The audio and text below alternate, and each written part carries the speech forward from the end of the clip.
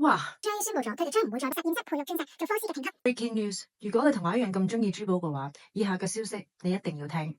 前幾日 GIA 宣布咗，佢哋將唔會再幫 lab-grown diamond，即係實驗室培育鑽石做科斯嘅評級，而嚟緊呢，只會將佢哋分為 premium 同埋 standard。好多時我哋去買石嘅時候都會問呢粒石有冇證書㗎，而 GIA 就用佢哋嘅科斯 grading system，即係 carat、clarity、color 同 cut 去認證同埋分析呢粒石嘅標準啦。咁但係點解 GIA 要咁做呢？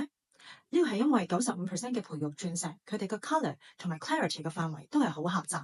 咁話明啦，喺實驗室做，佢哋個環境同天然嘅環境個 variation 一定係相距好大。咁所以咧就唔用科斯做呢個評估啦。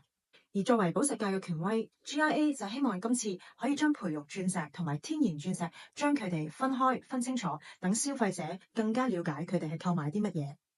但係市面上大部分 lab-grown diamond 嘅評級都係由另一間機構叫做 IGI 去做嘅。至於 GIA 今次呢個嘅 standard 同 premium 嘅評估，究竟嘅 details 係啲乜嘢呢？暫時都唔係好清楚。有更多嘅消息，到時 Moondove 再話俾大家聽。Bye。